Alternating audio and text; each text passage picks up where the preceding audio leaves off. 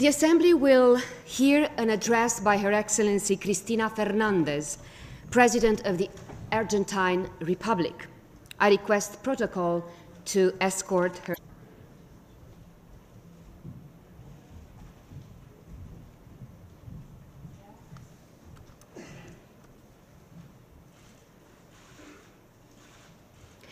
On behalf of the General Assembly, I have the honor to welcome to the United Nations Her Excellency.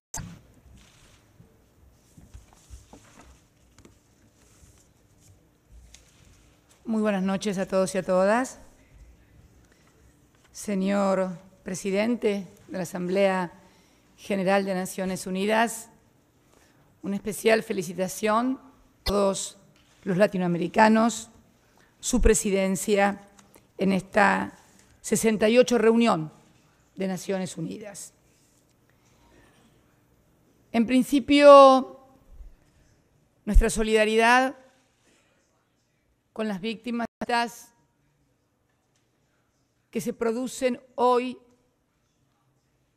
en distintas partes del mundo. Lo nuestro no es desde una solidaridad o mención protocolar que han sufrido ataques terroristas. En nuestro caso, en dos oportunidades. En el año 1992, con la voladura de la Embajada de Israel en la ciudad de Buenos Aires, israelita en Argentina. Algunos de sus familiares, como siempre, nos acompañan y los diviso desde aquí. Por lo tanto,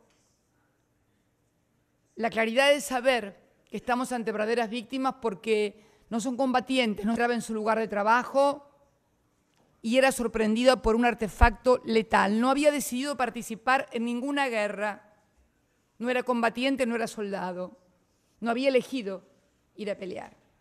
Creo entonces que fundamentalmente a esas víctimas no pude escapar a esta 68 asamblea atravesada por la cuestión siria.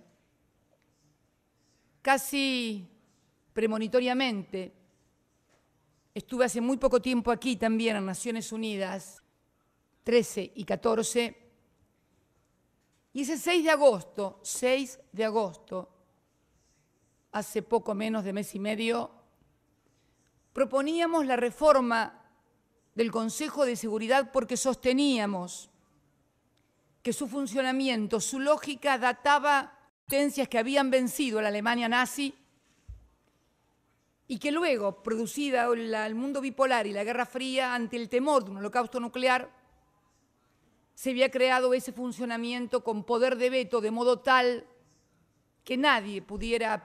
Desde 1945, hoy se ha demostrado absolutamente antifuncional y obsoleto, no solamente frente a la cuestión siria, sino también, y agradezco también el hecho de que por primera vez podamos hablar tan avanzada una sesión, porque se rompe un poco la lógica y la inercia de lo que suelen ser estas reuniones, donde cada uno viene con un formato de discurso, donde casi es un monólogo que le impide interactuar. Yo he escuchado atentamente muchos, casi todos los discursos que se han pronunciado hoy en el día de la fecha. Obviamente he prestado mayor atención a aquellos que inciden en el sistema mismo, al primer discurso, al del señor Secretario General de Naciones Unidas, Ban Ki-moon. En todos ellos he escuchado, en muchos de ellos he escuchado como que el 21 de agosto,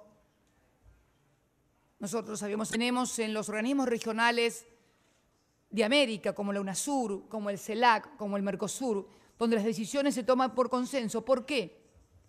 Porque a diferencia de un organismo de gestión de gobierno, donde el derecho de veto es necesario para poder gobernar, cuando se trata de la gestión de resolución del derecho a veto, se convierte necesariamente en un obstáculo para la resolución del conflicto. No sabíamos qué iba a pasar 15 o 16 días después. Y muchos mencionaron aquí que el 21 de agosto se produjo únicamente el día 21, cuando estalló el escándalo de las armas químicas. Siria viene con un enfrentamiento desde hace 2 años y medio. Han muerto por medio de armas convencionales, no armas químicas. Recuerdo que en la última reunión del G20, cuando se discutió y se abordó el tema de la cuestión siria, planteé qué diferencia hay entre un muerto. Tampoco es la primera vez, porque se habla de armas químicas como si estuviéramos por primera vez ante un fenómeno de armas químicas o de armas de devastación masiva. Recordaba un mandatario que intervino también en el día de la fecha en armas químicas en otro lado. Yo también recuerdo, porque me lo contaron y porque lo leí, no había nacido, del holocausto nuclear en Nagasaki e Hiroshima y las consecuencias de ese uso de esas armas durante muchas generaciones de japoneses. Ya más joven, como recordaba el presidente del Uruguay cuando era joven recordar, el uso de napalm o fósforo en la guerra de Vietnam, que inmortalizaran aquellas fotografías que recibieran el premio Pulitzer y que eran chicos desnudos, una chica desnuda, lo recuerdo como si fuera hoy, corriendo en un camino de la sociedad norteamericana, viendo abrir el vientre de sus aviones y bajar en bolsas negras los cadáveres de los soldados que han venido a pelear. Me imagino el dolor de cada madre, porque a miles y miles de kilómetros de su país. Cuánta irracionalidad, cuánta injusticia. No hay guerras justas. No hay guerras justas. Hablábamos el concepto de cómo tratar el tema de la paz y la seguridad y decía yo que la paz y la seguridad no son conceptos militares, son conceptos políticos. Hoy tuve una gran satisfacción cuando escuchando al señor secretario en el Consejo de Seguridad. La paz y la seguridad no son conceptos militares, son conceptos políticos. Por eso saludamos el hecho de que se haya podido arribar a un acuerdo. Muertos íbamos a provocar más muertos no se sostenía desde ningún lugar argumentativo y racional. Pero además no hablábamos de cualquier lugar. Hablábamos de un país muy respetuoso. Mi país es firmante del Tratado de No Proliferación Nuclear, siendo Argentina uno de los países de mayor, sino tal vez el de mayor desarrollo nuclear de América Latina. Desarrollos: Egipto, Argelia, Australia. También tenemos la energía nuclear destinada a fines medicinales. O sea, no andamos condenando el uso de los argentinos en nuestra disputa de soberanía sobre nuestras Islas Malvinas, donde el Reino Unido militariza el Atlántico Sur y envía submarinos nucleares. O sea, no tenemos doble estándar, no somos hipócritas. Roma, también mencionada en su discurso por el señor secretario general de Naciones Unidas. O sea,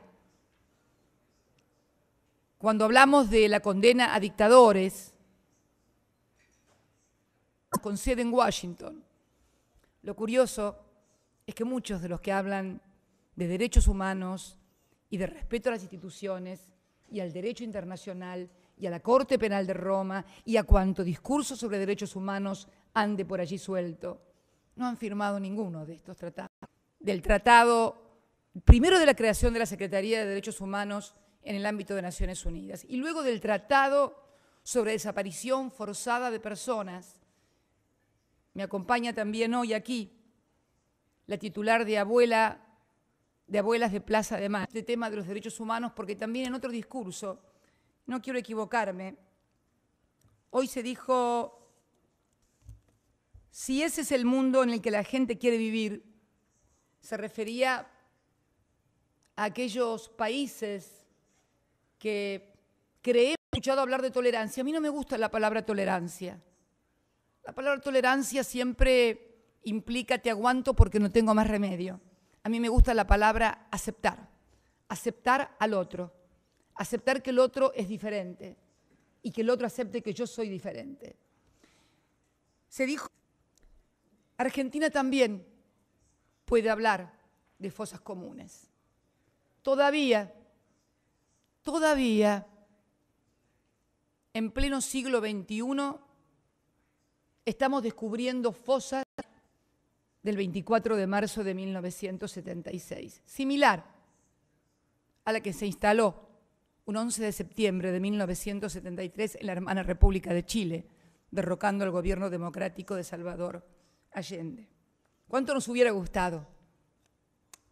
¿Cómo nos hubiera gustado que vinieran a ayudar a los pueblos argentinos, chilenos y a tantos otros del continente americano, que en medio de la Guerra Fría éramos las víctimas propicias de dictadores y asesinos? Pero también se dijo acá que si bien se respetaban los derechos humanos, hablamos, y de este doble estándar hablamos, de la necesidad de acabar con este doble estándar y que las resoluciones, que las decisiones de este organismo multilateral como es Naciones Unidas se cumplan a rajatabla para débiles de la resolución y muchísimas otras resoluciones posteriores de esta Asamblea y del Comité de Descolonización obligan a ambos países, a la República Argentina y al Reino Unido, a sentarse a dialogar, diálogo, otra palabra que he escuchado recurrentemente en todos los discursos. Compromiso absoluto por parte del Reino Unido, y así seguimos con esto de los dobles estándares que a algunos no les gustan que se mencionen, o las hipocresías, pero que son como las brujas, que las hay, evidentemente. Cosas que me parecen doble estándar, sino también con las que estamos de acuerdo. Que finalmente se ha reconocido la necesidad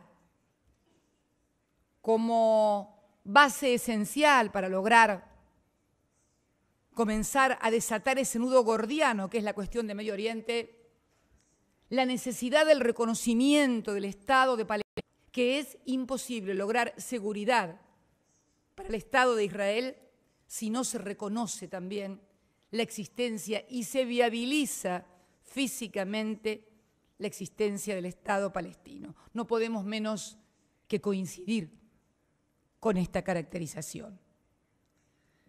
También he escuchado al nuevo presidente de la República Islámica de Irán y he escuchado los comentarios que las grandes potencias han hecho sobre este cambio de gobierno.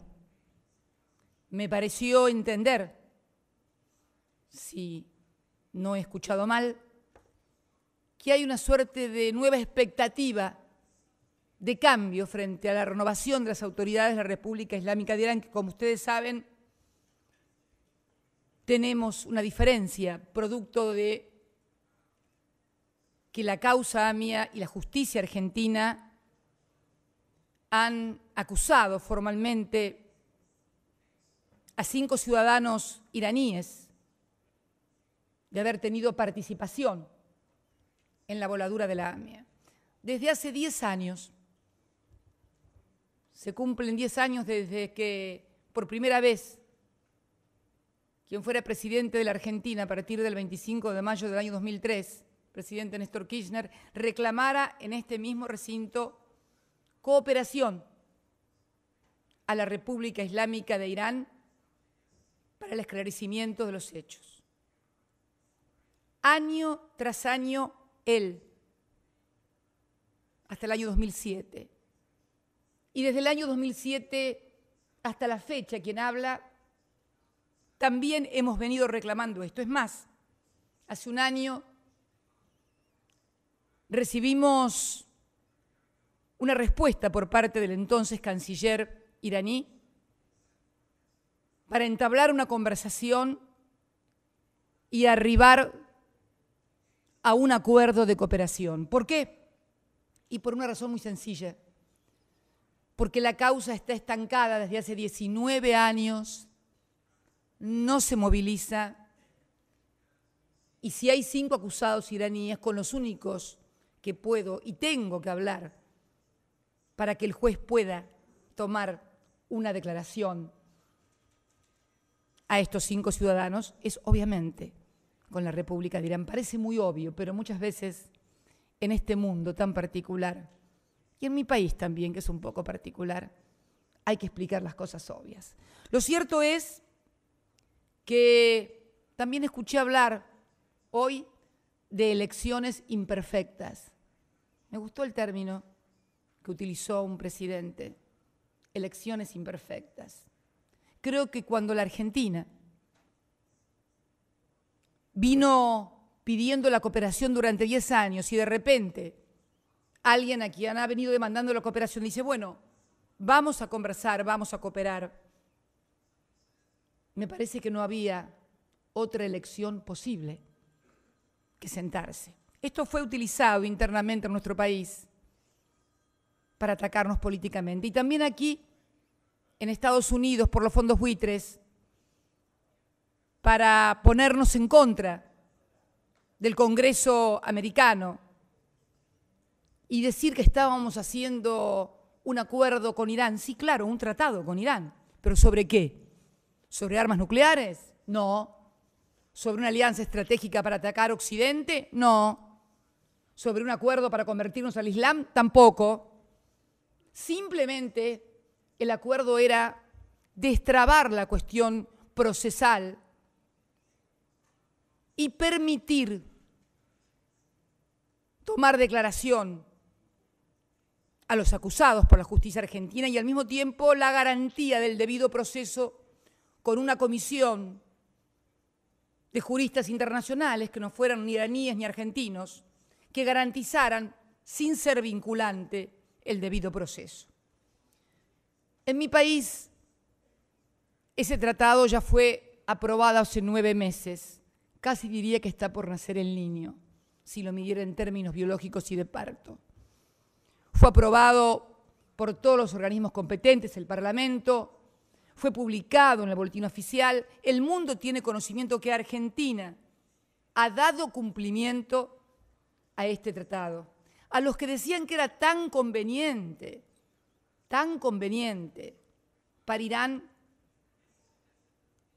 diríamos que después de 9 años sin tener ninguna noticia, ni ninguna notificación, ni ninguna aprobación por parte de las autoridades, me permito dudar de que realmente no tuviéramos razón nosotros cuando afirmábamos y decíamos que era un instrumento para destrabar la cuestión. Lo cierto es que hay nuevo gobierno. Lo cierto es que esperamos que este nuevo gobierno, a quien también escuché atentamente en el discurso y también leí declaraciones del actual presidente de la República Islámica de Irán,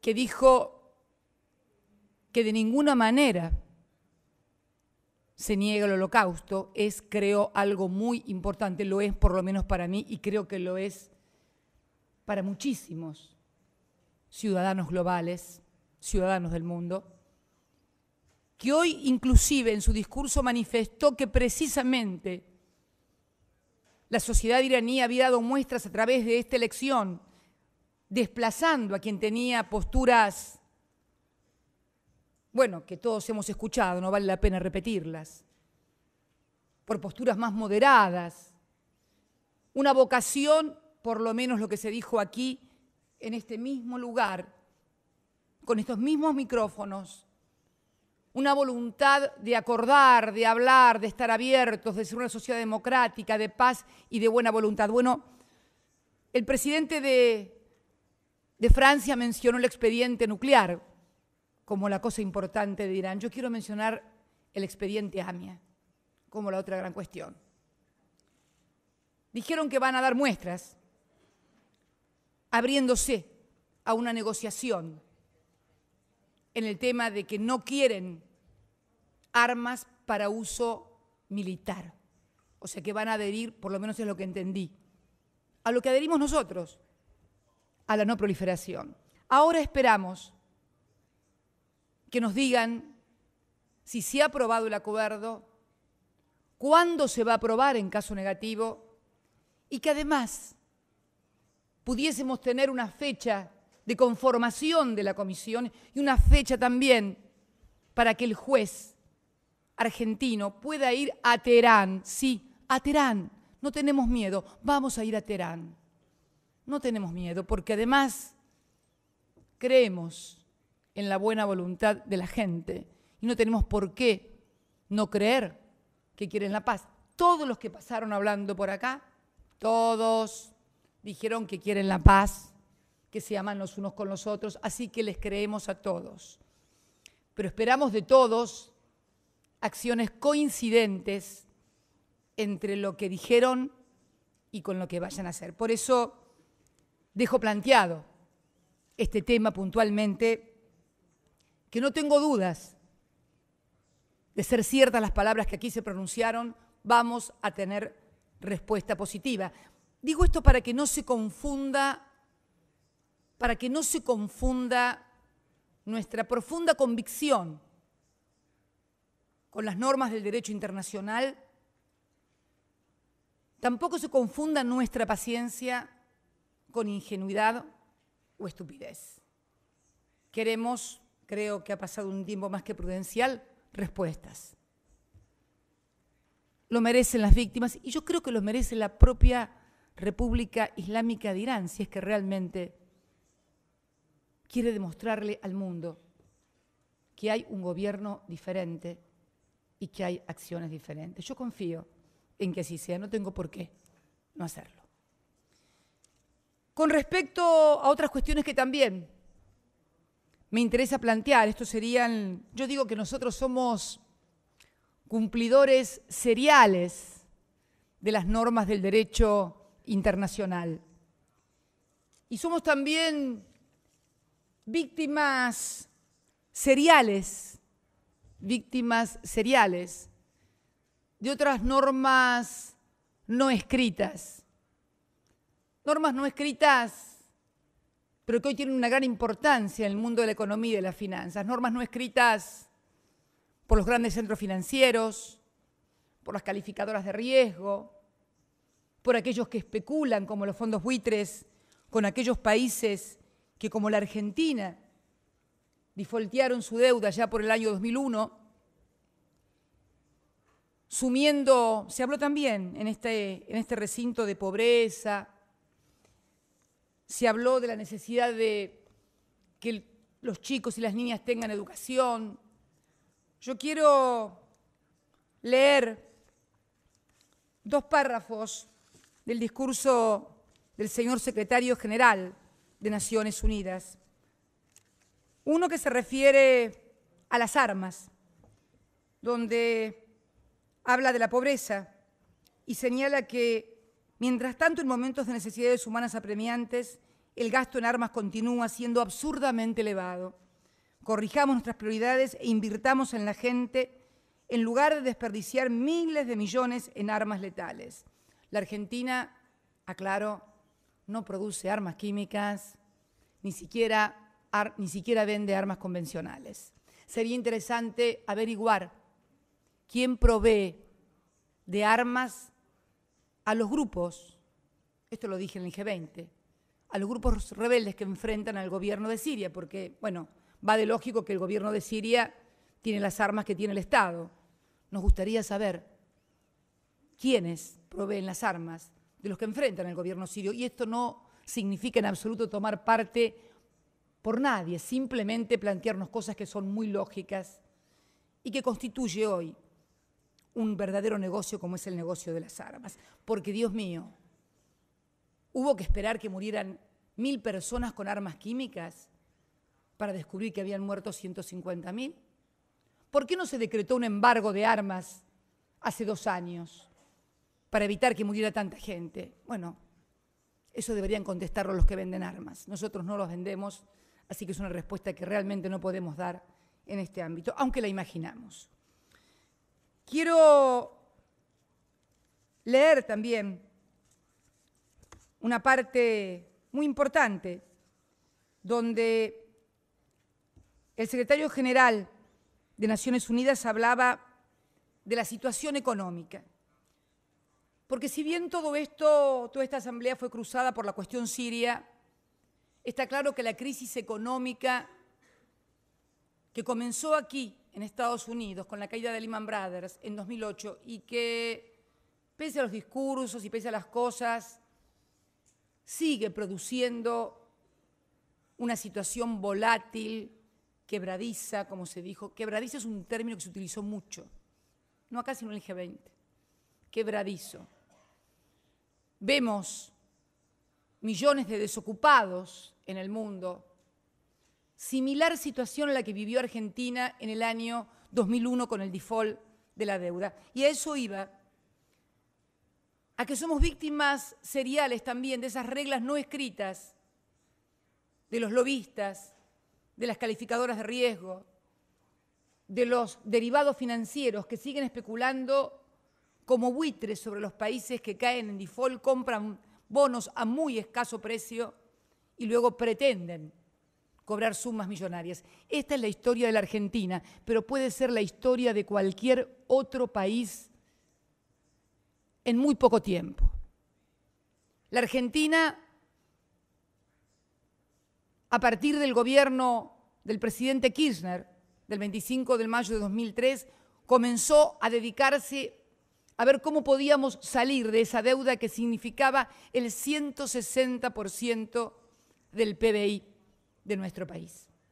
25% de desocupación, 54% de pobreza, 30 y pico % de indigencia. Muchos países que hoy también podrían verse reflejados. En el año 2005 se produce la primera reestructuración de la deuda. Entra un 76% de los acreedores. Durante mi gestión, en el año 2010, se vuelve a abrir el canje de la deuda y llegamos a un 93% de los acreedores de la deuda. Tengan en cuenta ustedes que en cualquier país que tiene una ley de quiebras, cuando quiebran las empresas, se requiere para llegar a un acuerdo, por lo menos en la Argentina, que estén de acuerdo un 66% de los acreedores para que el juez de la quiebra obligue al resto de los acreedores a aceptar ese acuerdo. Aquí en Estados Unidos creo que es también la misma cifra, el 66%. Es más, aquí en Estados Unidos pueden quebrar hasta las municipalidades y un juez puede determinar que si es necesaria la sustentabilidad de la municipalidad puede haber menos del 66%. Lo cierto es que la Argentina en el año 2010 había llegado y ha llegado a un acuerdo con el 93% de sus acreedores. Y desde entonces, desde el año 2005 a la fecha, ha pagado en término y rigurosamente cada uno de los vencimientos de su deuda.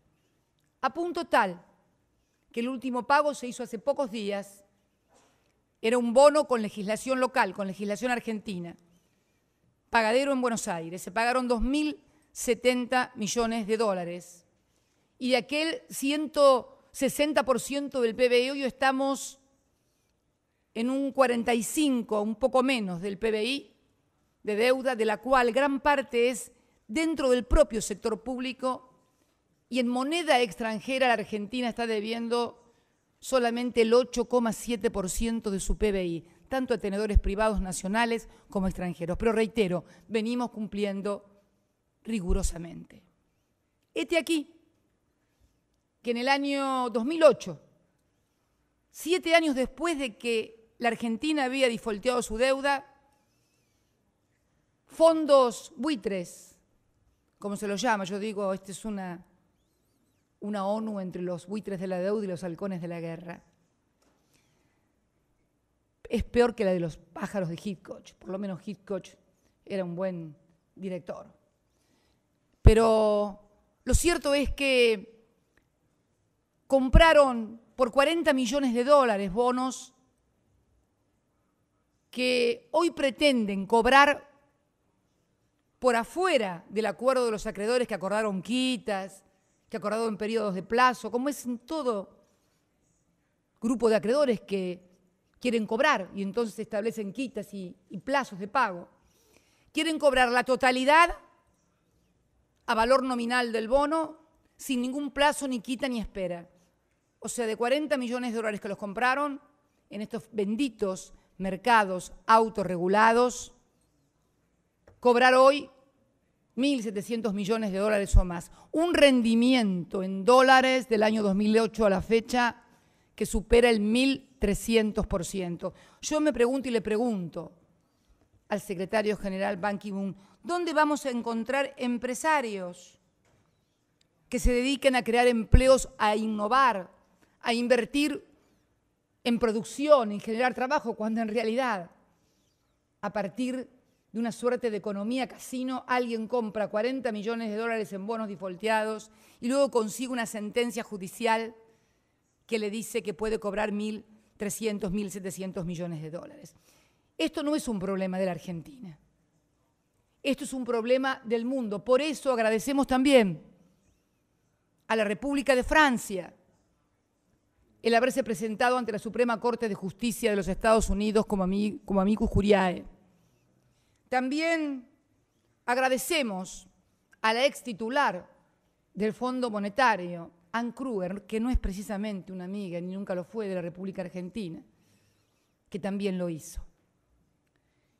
Y recordamos a aquel secretario del Tesoro americano, Paul O'Neill, que cuando decidieron soltarle a la mano a la Argentina en el año 2001, con una crisis social, institucional y más de 30 muertos por represión en las calles, dijo que los plomeros americanos o norteamericanos no tenían por qué pagar la fiesta de los argentinos.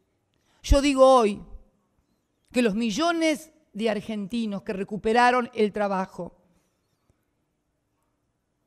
los millones de argentinos que volvieron a tener esperanzas e ilusiones, los científicos que retornaron al país, los chicos que volvieron a tener educación, tampoco tienen por qué pagar la fiesta de los lobistas, que porque participan en campañas políticas y ponen plata en las campañas de los políticos de su empleo, ni que hablar en una Europa devastada. Obviamente, la Argentina y muchos de los que estamos sentados aquí no tenemos la suerte de ser países que emitamos moneda de reserva.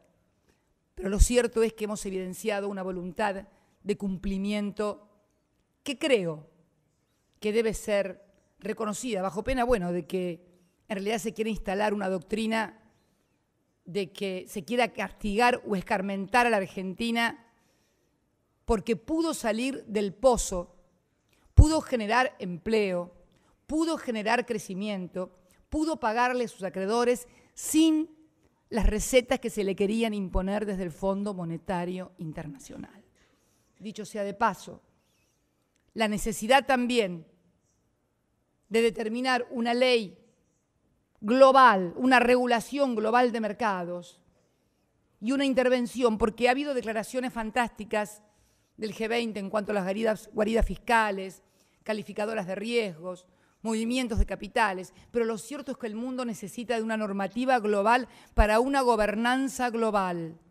De la misma manera que se pide respetar las resoluciones del Consejo de Seguridad, de la Asamblea de Naciones Unidas, pedimos también normativas y también el respeto a la soberanía de los países y fundamentalmente a los países que queremos cumplir. Yo quiero finalmente dirigirme a todos ustedes en este día tan particular en donde se entremezclan la guerra, las violaciones a los derechos humanos, con otras violaciones también a los derechos humanos,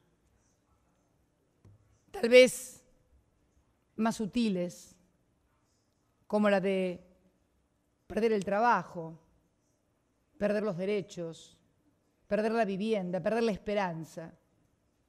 Creo que en definitiva, nuestra obligación como dirigentes globales es construir una historia diferente en serio.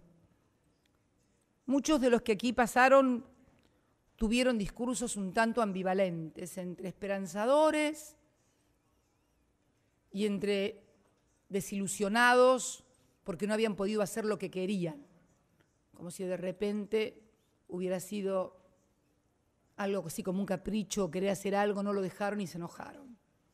Yo creo que lo único que uno no puede hacer cuando tiene la responsabilidad de conducir un país y sobre todo cuando se tiene la posibilidad de conducir un país con mucho poder, es enojarse y mucho menos equivocarse. Esto es lo único que no podemos hacer, equivocarnos, porque los errores no lo pagan los dirigentes que toman las decisiones o hacen las elecciones imperfectas.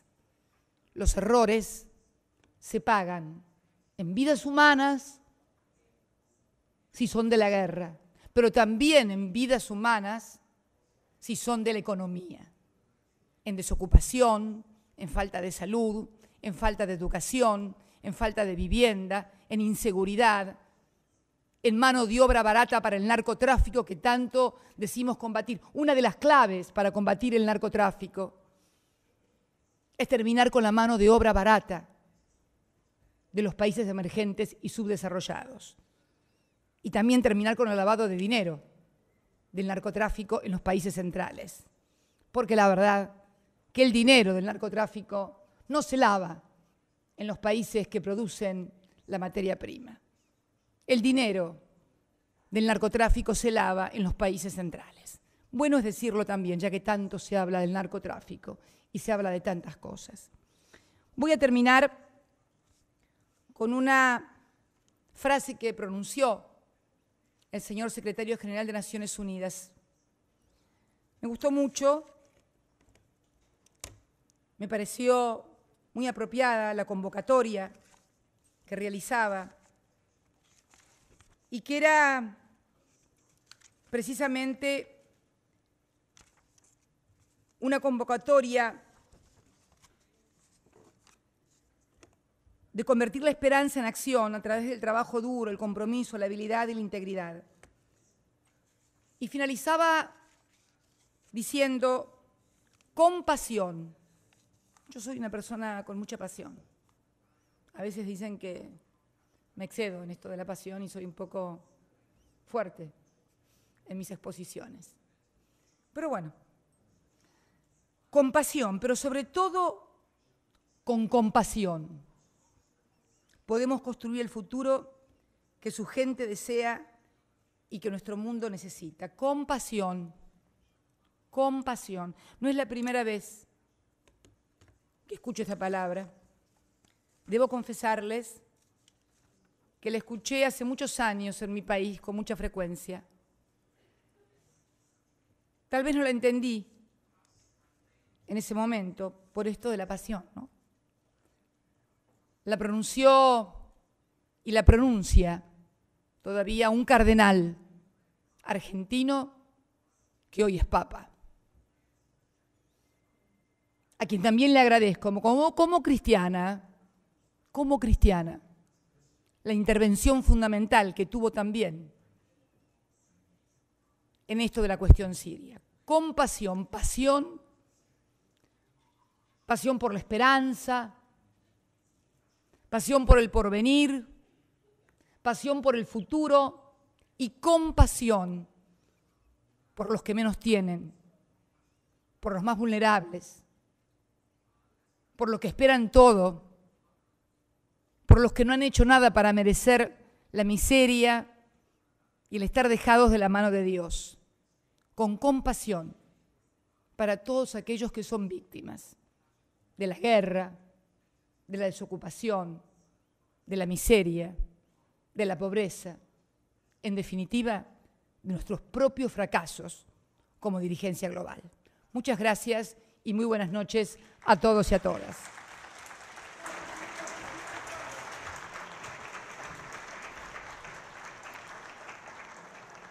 On behalf of the